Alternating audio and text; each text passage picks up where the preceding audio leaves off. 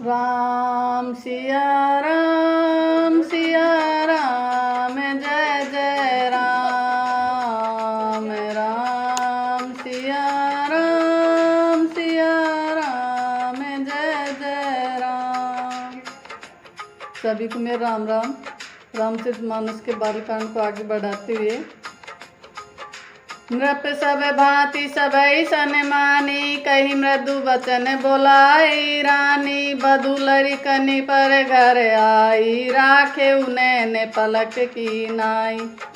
राजा ने सबका सब प्रकार से सम्मान करके कोमल वचन कहकर रानियों को बुलाया और कहा, बहुएं अभी बच्ची हैं, पराए घर आई हैं, इनको इस तरह रखना जैसे नेत्रों को पलकें रखती हैं, जैसे पलकें नेत्रों की सब प्रकार से रक्षा करती हैं और उन्हें सुख पहुंचाती हैं, वैसे ही इनको सुख पहुंचाना।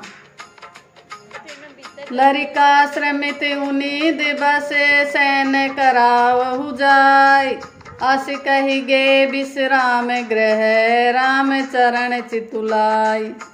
लड़के थके हुए नींद के वश हो रहे हैं, इन्हें ले जाकर शयन कराओ, ऐसा कहकर राजा श्री रामचंद्र जी के चरणों में मन लगाकर विश्राम भवन में चले गए। भूप बचन सुनि सहज सुहाए, जरित कनक मणि पलंग डसाए। सुभग सुर विपय फेन समाना, कोमल कलित सुकेती नाना। राजा के स्वभाव से ही सुंदर वचन सुनकर रानियों ने मणियों से जड़े स्वर्ण के पलंग बिछवाए, गद्दों पर गो के दूध के फेन के समान सुंदर एवं कोमल अनेकों सफेद चादरें बिछाई। उपबरन बर बरन न जाई, स्रग सुगंध मणि मंदिर माही। रतन दीप सुठी चारु चदोआ, कहत न बनई जान जेहि जोआ। सुंदर तकियों का वर्णन नहीं किया जा सकता। मणियों के मंदिर में फूलों की मालाएं और सुगंध द्रव्य सजे हैं। सुंदर रत्नों के दीपकों और सुंदर चंदोवे की शोभा करते नहीं बनती। जिसने उन्हें देखा हो वही जान सकता है। सेज रुचिर रचि राम उठाए, प्रेम समेत पलंग पौड़ाए। आज्ञा पुनि पुनि वाइन दिन्नी, निज निज सेज सैन तिन किन्नी। इस प्रकार सुंदर सैया सजाकर माताओं ने श्री रामचंद्र जी को उठाया और प्रेम सहित पलंग पर पौड़ाया। श्री राम जी ने बार बार भाइयों को आज्ञा दी, तब वे भी अपनी अपनी सैयाओं पर सो गए। देखी श्याम मृदु मंजुल गाता, कहे स प्रेम बचन सब माता। मार्ग जात भयावनी भारी, कही विदितात ताड़का मारी। श्री राम जी के सावले सुंदर कोमल अंगों को देखकर सब माताएं प्रेम सहित वचन कह रही हैं, हे तात, मार्ग में जाते हुए तुमने बड़ी भयावनी ताड़का राक्षसी को किस प्रकार से मारा। घोर निशाचर विकट भट, समर नहीं काहू। मारे सहित सहाय किमी, खल मारीच सुबाहु। बड़े भयानक राक्षस जो विकट योद्धा थे और जो युद्ध में किसी को कुछ नहीं गिनते थे, उन दुष्ट मारीच और सुबाहु को सहायकों सहित तुमने कैसे मारा। मुनि प्रसाद बलितात तुम्हारी, ईस अनेक करवरे तारी। मख रखवारी करी दुबाई, गुरु प्रसाद सब विद्या पाई। हे तात, मैं बलैया लेती हूँ, मुनि की कृपा से ही ईश्वर ने तुम्हारी बहुत से बलाओं को टाल दिया। दोनों भाइयों ने यज्ञ की रखवाली करके गुरुजी के प्रसाद से सब विद्याएं पाई। मुनि तिये तरी लगत पग दूरी, कीरति रही भुवन भरी पूरी। कमठ पीठ पविकूट कठोरा, नृप समाज मऊ शिव धनु तोरा। चरणों की धूलि लगते ही मुनि पत्नी अहल्या तर गई। विश्व भर में यह कीर्ति पूर्ण रीति से व्याप्त हो गई।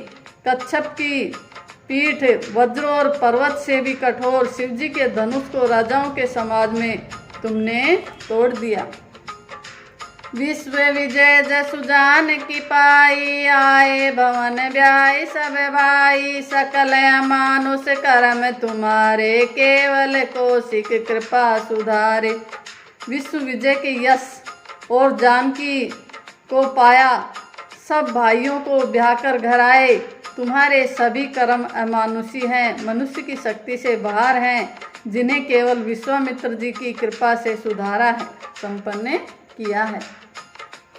आज सुफल जग जन्म हमारा, देखी तात विदु बदन तुम्हारा। जे दिन गए तुम्हें बिनु देखे, ते भी रंच नहीं पा रही लेखे।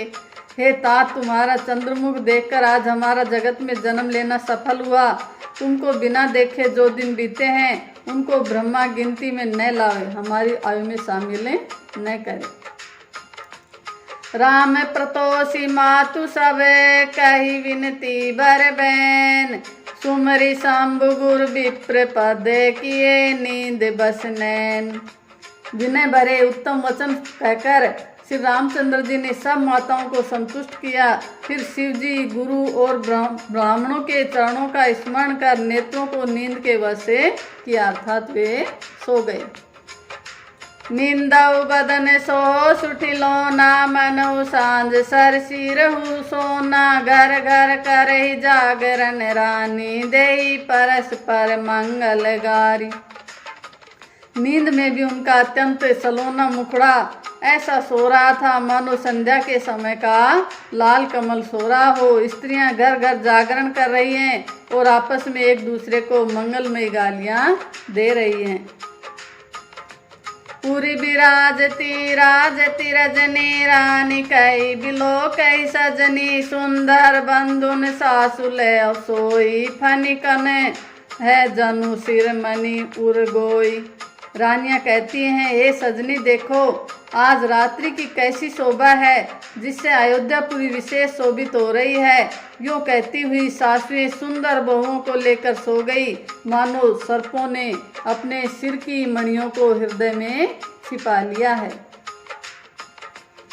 प्रात पुनीत काल प्रभु जागे, अरुण चूड़ भर बोलन लागे। बंदी मागधन गुण गन, गाए पुरजनदार जोहारन आए। प्रातः काल पवित्र ब्रह्म मुहूर्त में प्रभु जागे, मुर्गे सुंदर बोलने लगे। भाट और मागधों ने गुणों का गान किया तथा नगर के लोग द्वार पर जोहार करने आए। बंदी विप्र सुर गुर पितु माता, पाई आशीष मुदित सब भ्राता। जननी है सादर बदन निहारे, भूपति संग द्वार पगुधारे।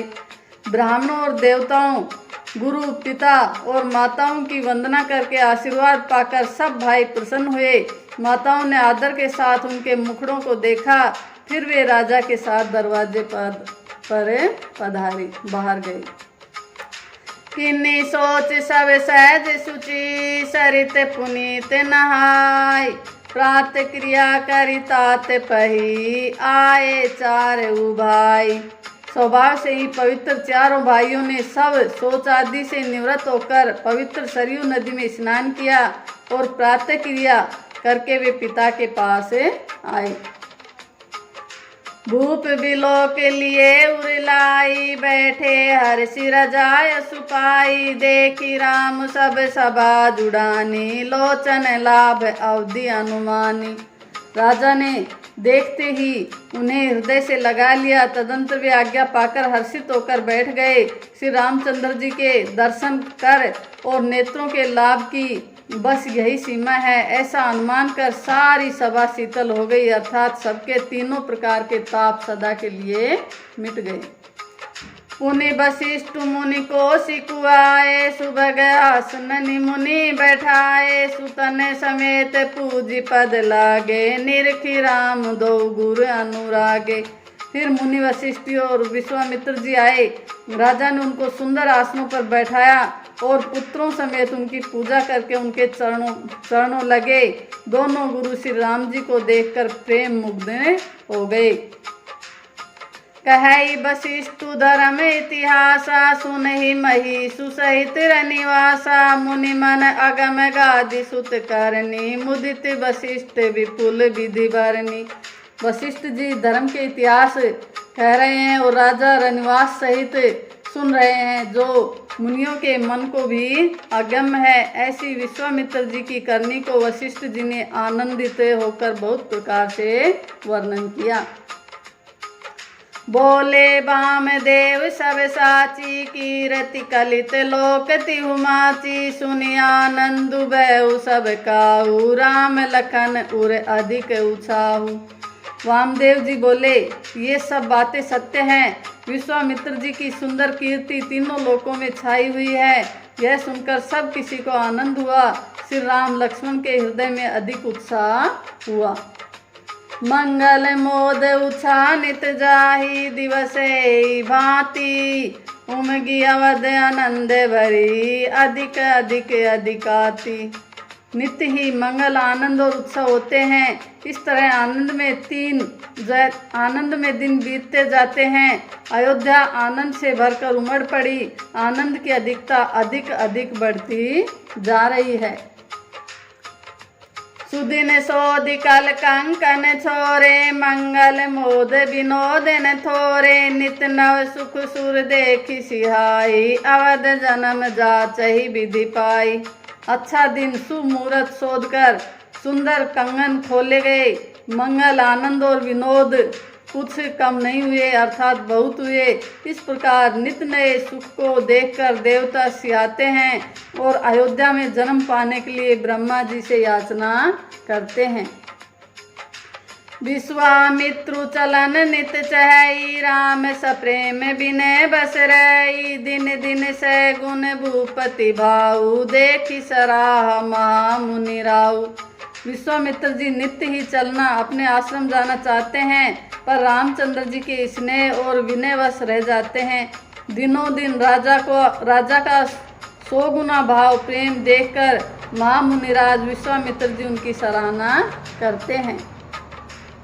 मागत विदाराऊ अनुरागे सुतन समेत ठाड भे आगे नाथ सकल संपदा तुम्हारी मैं सेवक समेत सुत नारी।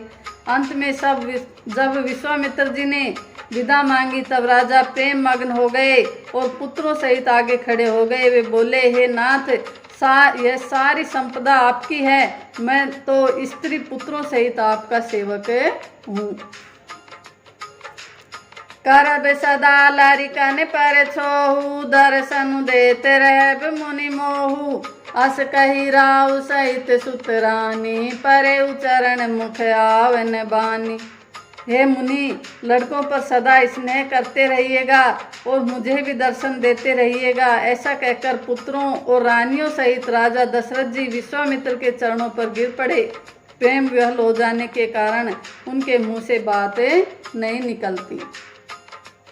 दिन्नी आशीष विप्र बहु भांति चले न प्रीति रीति कही जाती राम सप्रेम संग सब भाई आय सुपाई फिरे पहुँचाई।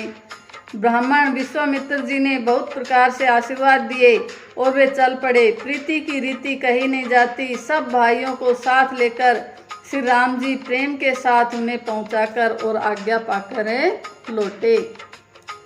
राम रूप भूपति भक्ति ब्याहु छाऊ आनंदु जात सराहत मन ही मन मुदित गादी कुल चंदु।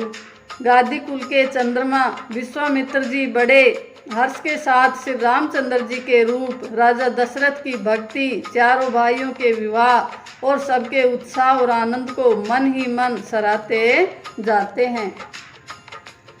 वामदेव रघुकुल गुर ज्ञानी बहुरी गादि सुत कथा बखानी सुनि मुनि सुज सुमन ही मन राऊ वर्णत आपन पुण्य प्रभाऊ। वामदेव जी और रघुकुल के गुरु ज्ञानी वशिष्ठ जी ने फिर विश्वामित्र जी की कथा बखान कर कही। मुनि का सुंदर यह सुनकर राजा मन ही मन अपने पुण्यों के प्रभाव का बखान करने लगे। बहुरे लोग रजाय सुबह सुतन समेत नृपहि ग्रह गए जह तह राम ब्याऊ सब गावा सुजय सुपुनीत लोक तिहु छाहा। आज्ञा हुई तब सब लोग अपने अपने घरों को लौटे। राजा दशरथ जी भी पुत्रों सहित महल में गए। जहाँ तहाँ सब श्री रामचंद्र जी के विवाह की गाथाएं गा रहे हैं। श्री रामचंद्र जी का पवित्र सुयश तीनों लोकों में छा गया। आए ब्याही राम घर जब ते बसई आनंद अवध सब तब ते प्रभु विवाह जस बहु छाऊ सकहिन बरनि गिरा अहिनाऊ। जब से श्री रामचंद्र जी विवाह करके घर आए तब से सब प्रकार का आनंद अयोध्या में आकर बसने लगा। प्रभु के विवाह में जैसा आनंद उत्साह हुआ उसे सरस्वती और सर्पों के राजा शेषनाग भी नहीं कह सकते। कवि कुल जीवन पावन जानी राम सिए जसु मंगल खानी ते ते मैं कछु कहा बखानी करनी पुनीत हेतु निज बानी। श्री रामचंद्र जी के यश को कवि कुल के जीवन को पवित्र करने वाला और मंगलों की खान जानकर इससे मैंने अपनी वाणी को पवित्र करने के लिए कुछ थोड़ा सा बखान कर कहा है। निज गिरा पावनी करन कारण राम जसु तुलसी कहो रघुबीर चरित पार बारिद पारु कवि को ने लहो। उपबीत ब्याह उछा मंगल सुनि जे सादर गावही वैदेही राम प्रसाद ते जन सर्वदा सुख पावही। अपनी वाणी को पवित्र करने के लिए तुलसी ने राम का यश कहा है, नहीं तो रघुनाथ जी का चरित्र अपार समुद्र है, किस कवि ने उसका पार पाया है। जो लोग यज्ञोपवीत और विवाह के मंगलमय उत्सव का वर्णन आदर के साथ सुनकर गावेंगे वे लोग श्री जानकी जी और श्री राम जी की कृपा से सदा सुख पावेंगे। सिय रघुवीर विवाहु जे सप्रेम गावहि सुनहि तिन कहु सदा उछाऊ मंगलायतन राम जसु। श्री सीता जी और श्री रघुनाथ जी के विवाह प्रसंग को जो लोग प्रेम पूर्वक गाएंगे सुनेंगे उनके लिए सदा उत्साह आनंद ही उत्साह है, क्योंकि श्री रामचंद्र जी का यश मंगल का धाम है। इस प्रकार ये जो पहला अध्याय था ये समाप्त होता है। कल से अगला शुरू करेंगे। थैंक यू, धन्यवाद।